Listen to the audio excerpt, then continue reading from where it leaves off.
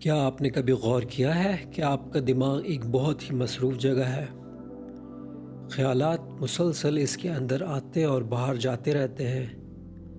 آپ اپنے آپ کو یہ سوچتے ہوئے بھی پا سکتے ہیں کہ آپ رات کے کھانے میں کیا کھائیں گے، یا آج کے دن کس نے آپ سے کیا کہا، یا ایک پرکشش انسان کو آپ نے صرف 1 گھنٹے پہلے دیکھا تھا۔ مختصراً بیان کیا جائے تو آپ کو یہ سمجھ میں آ جائے گا کہ آپ کے ذہن کا اپنا ایک اور ذہن ہے۔ آپ کی زیادہ تر خواہشات آپ کے ذہن میں آنے والے سوچوں کا نتیجہ ہے۔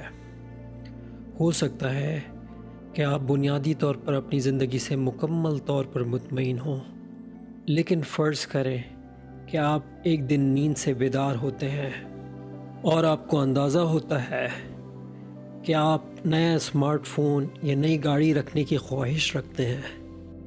ذرا 1 منٹ کے لیے سوچیں کہ محبت کس طرح ہوتی ہے۔ آپ نہیں جانتے کہ آپ کو محبت کیسے ہوئی، اور آپ کو اس فیصلے کا اختیار نہیں کہ آپ کو کس سے محبت ہوگی، لیکن پھر بھی ایسا ہو جاتا ہے اور آپ کی پوری دنیا بدل جاتی ہے۔ دراصل محبت خالی ایک دریافت ہے جو اپنے ہونے کے بعد اپنا ثبوت دیتی ہے۔ آپ کے خیالات کا آپ کے دن پر بھی گہرا اثر پڑتا ہے۔ ہو سکتا ہے کہ آپ اپنے دن کا آغاز ایک شاندار طریقے سے کریں اور بہترین محسوس کریں، لیکن نہ چاہتے ہوئے بھی آپ کو کوئی ایسا واقعہ یاد آئے گا جو کہ یا تو آپ کو غصہ یا پریشان کر سکتا ہے، یا خوف زدہ بھی۔ واقعہ 1 دن یا 1 دہائی پرانا بھی ہو سکتا ہے۔ نتیجتاً آپ کا بقایا دن ایک برے موڈ میں گزرتا ہے، اور آخر کار دن کا اختتام ہوتا ہے اور سونے کا وقت آتا ہے، اور آپ اطمینان کا سانس لے کے بستر پہ لیٹتے ہیں کہ اچانک آپ کو اپنے ماضی کی ناکامیاں اور مستقبل کی غیر یقینی صورتحال کے بارے میں سوچیں ابھرنا شروع ہو جاتی ہیں۔ نتیجتاً ان سوچوں میں گم کروٹیں بدلنا شروع کر دیتے ہیں۔ بیکار زندگی۔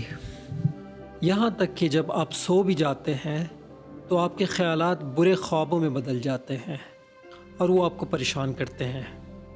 ارے سنو، اڑنے والی چوٹیاں اتنی بڑی نہیں ہیں جو آپ کو زندہ کھا جائیں گی۔ خواب بھی کتنے عجیب ہوتے ہیں، کیونکہ یہ خیال آپ کے دماغ میں ہے، لہٰذا ان کی ملکیت بھی آپ لینا ضروری سمجھتے ہیں، لیکن حقیقت یہ ہے کہ آپ کو ان کی ملکیت لینے کی قطعاً ضرورت نہیں ہے۔ ہاں، حقیقت یہ ہے کہ وہ خیالات آپ کے دماغ میں ضرور ہیں، لیکن آپ نے وہ خیالات اپنے دماغ میں نہیں رکھے، اور یہاں میری آپ سے مراد آپ کے دماغ کا وہ عقلی جز ہے جس کو انگلش میں ریشنل مائنڈ بھی کہتے ہیں۔ آپ کی سوچیں آپ کے دماغ کے گہرے حصے، جس کو لاشعور یا انگلش میں سب کانشس بھی کہتے ہیں، وہاں سے بلبلے کی طرح ابھرتی ہیں، اور اس پہ آپ کا کوئی کنٹرول نہیں ہوتا۔ انسانی دماغ ایک پیچیدہ جزو ہے جو کہ بہت ہی عجیب و غریب خیالات پیدا کرنے کی صلاحیت رکھتا ہے، اور اگر آپ کا مقصد ایک اچھی زندگی گزارنا ہے تو ان میں سے کچھ خیالات آپ کے لیے انتہائی خطرناک ثابت ہو سکتے ہیں، اور وہ اس زندگی کو نقصان پہنچا سکتے ہیں جس کی آپ امید رکھتے ہیں۔ بری سوچیں ایک ایسے ہمسائے کی مانند ہیں جو آپ کے گھر بن بلائے آتا ہے اور آپ کو بار بار یہ بتاتا رہتا ہے کہ کس طرح سوچنا ہے، کس طرح سمجھنا ہے اور کس طرح محسوس کرنا ہے۔ کچھ عرصے کے لیے تو آپ اس ہمسائے کو کہہ سکتے ہیں میرے گھر سے چلے جاؤ، لیکن وہ پھر دوبارہ تجاویز لے کر آ جاتا ہے۔ اصل زندگی میں تو آپ گھر بدل سکتے ہیں، لیکن یہ ہمسایہ جو کہ سوچوں کی مانند ہے، یہ آپ کے ذہن میں اور آپ کی کھوپڑی میں بند ہے۔ اس سے نجات پانا ممکن نہیں۔ چاہے آپ یہ بات پسند کریں یا نہ کریں، حقیقت یہ ہے کہ ہم اپنے ذہن یا دماغ کے ساتھ پھنسے ہوئے ہیں، اور اس کا مطلب یہ ہے کہ اگر ہم ایک اچھی زندگی گزارنا چاہتے ہیں تو ہمیں ایک خاص حکمت عملی کے ساتھ آگے چلنا ہوگا۔ ایک طریقہ یہ ہو سکتا ہے کہ آپ اپنی خود ارادی پر انحصار کریں، لیکن اس کو برقرار رکھنا ایک تھکا دینے والا عمل ہے۔ اس کی وجہ یہ ہے کہ آپ کا لاشعور ہمیشہ آپ سے بغاوت کرتا ہے اور اس کی وجہ سے آپ کی خود ارادیت بھی ختم ہوتی ہے۔ دوسرا طریقہ مراقبہ ہے۔ مراقبے کو انگلش میں میڈیٹیشن یا مائنڈ فلنس کہا جاتا ہے، اور مراقبے کے ذریعے آپ اپنے خیالات اور سوچ کو اچھی طرح سمجھ سکتے ہیں اور اس سے آگاہ ہو سکتے ہیں۔ ایک اچھی زندگی گزارنے کے لیے میڈیٹیشن ایک مؤثر طریقہ ہے، کیونکہ اس کے ذریعے آپ منفی خیالات کو جانچ کر کے اس کو رد کر سکتے ہیں۔ آپ منفی خیال کو ابھرتا ہوا دیکھ کر یہ سمجھ لیتے ہیں کہ یہ خیالات آپ نے اپنے ذہن میں نہیں رکھے، بلکہ یہ خود سے ابھرے ہیں، اس لیے ان کو رد کرنا آسان ہوتا ہے۔ آپ اپنی میڈیٹیشن پریکٹس کو اور بھی طریقوں سے بہتر بنا سکتے ہیں، جہاں آپ کا شعوری دماغ یا پھر ریشنل برین لا شعوری دماغ یا پھر ارریشنل برین سے زیادہ اچھی طرح نمٹ سکتا ہے۔